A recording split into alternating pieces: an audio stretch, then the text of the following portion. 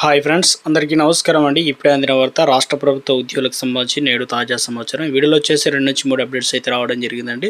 So వీడియోని చివరి వరకు చూడండి, అర్థమవుతుంది. తేదీ తీసుకున్నట్లయితే ఆగస్టు 23వ తారీఖు అండి. మరోసారి ఛానల్ వస్తే తప్పకుండా సబ్స్క్రైబ్ చేసుకోండి. చూస్తున్నారు కానీ లైక్ చేయడం మర్చిపోతున్నారు. సో వెంటనే లైక్ చేయండి. వీళ్ళకైతే వెళ్ళిపోదామండి.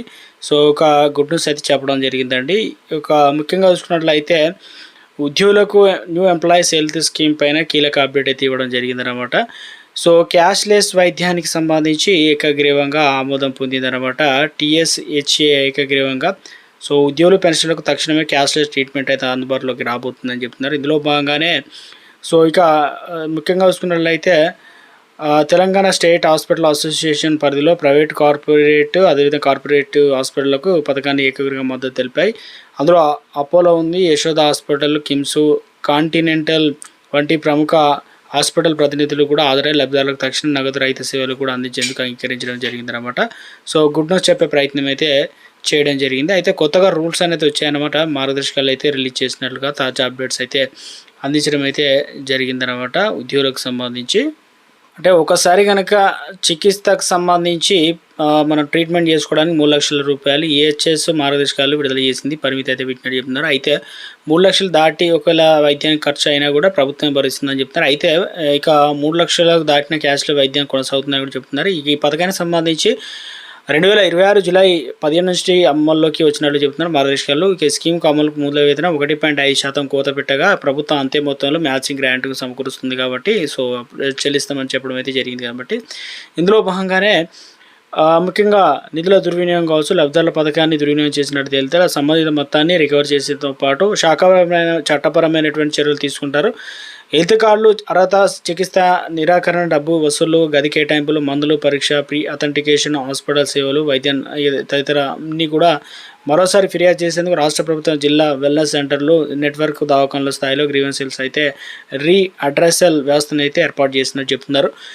అర్హులందరికీ సంబంధించి రాష్ట్రంలో రెగ్యులర్ రాష్ట్ర ప్రభుత్వ ఉద్యోగులకు, స్థానిక సంస్థల ప్రొటెక్షన్ ఉద్యోగులకి పథకంలోకి వస్తుందని చెప్తున్నారు. అదేవిధంగా రిటైర్డ్ ఉద్యోగులకు, సర్వీస్ ప్రొఫెషన్ అంటే పెన్షనర్లు, కుటుంబ పెన్షనర్లు, రీ ఎంప్లాయీస్ సర్వీస్ పెన్షనర్లు ఈ పథకానికి అయితే అర్హులు అనమాట. పోలీస్ శాఖకు చెందిన ఆరోగ్య భద్రత, ప్రొహిబిషన్ అండ్ ఎక్సైజ్ శాఖకు చెందిన ఆరోగ్య సహాయత పథకాలకు సంబంధించి లబ్ధిదారులకు కూడా నిర్ణీత విధానాల ప్రకారం స్కీమ్ అయితే చేర్చుతారని చెప్తున్నారు అనమాట. అదేవిధంగా వెల్నెస్ సెంటర్లకు సంబంధించి నగదు రహిత అవుట్ పేషెంట్ సేవలు కావచ్చు, ప్రాథమిక పరీక్షలు నిర్వహిస్తారు, మందులు కూడా అందిస్తారు. సాధారణ వ్యాధులతో పాటు కంటి, దంత, ఈఎన్టీ, పీడియాట్రిక్, ఫిజియోథెరపీతో పాటు మధువ్యాహం, రక్త పరీక్షలు, గుండె క్యాన్సర్, కిడ్నీ వ్యాధులు, క్షయ, ఆర్థరైటిస్, ఆటో ఇమ్యూనిటీ వంటి దీర్ఘకాలిక వ్యాధులతో పాటు రక్త పరీక్షలు, మూత్ర పరీక్షలు, లివర్ ఫంక్షన్, అదేవిధంగా లిపిడ్ ప్రొఫైల్స్, అదేవిధంగా ఇవన్నీ కూడా అయితే జరుగుతాయన్నమాట. రాష్ట్ర వ్యాప్తంగా 12 వెల్నెస్ సెంటర్లో దాదాపు 25 కేంద్రాలు అయితే ఏర్పాటు చేయబోతున్నారు. కొత్త రూల్స్ ఏంటంటే ముఖ్యంగా కేంద్ర ప్రభుత్వం CGSలో 2025 అక్టోబర్ నోటిఫై చేసిన ప్యాకేజీ రేట్లు వర్తిస్తాయి. మొత్తం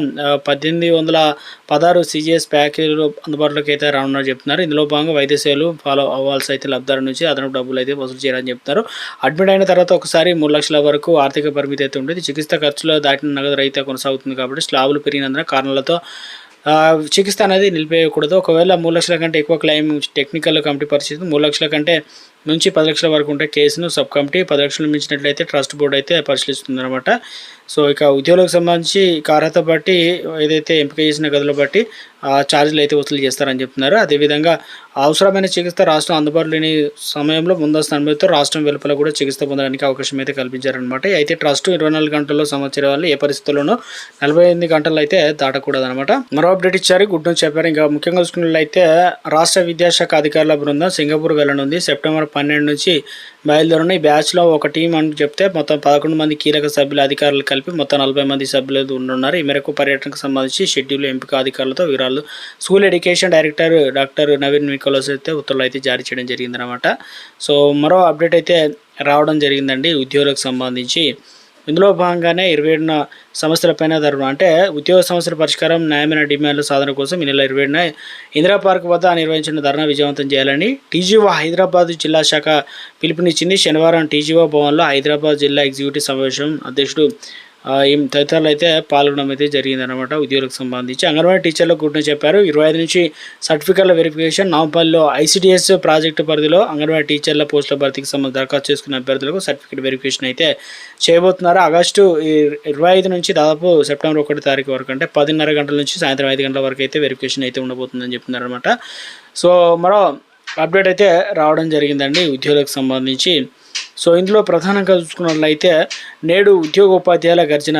ఎల్బీ స్టేడియంలో ఇటీవల కాలంలో హైకోర్టు సమావేశ అనుమతి ఇవ్వడం, దాంతోపాటు విజయవంతంగా ముగిసిన జన జాగరణ యాత్ర, 73 మంది ఎమ్మెల్యేలు, 7 మంత్రులు వినతి పత్రాలు, అదేవిధంగా బహిరంగ సభకు భారీగా తరలి రావాలని చెప్పేసి యూనియన్ రాష్ట్ర అధ్యక్షుడు స్థితి ప్రజ్ఞ అయితే పిలుపునిచ్చారు.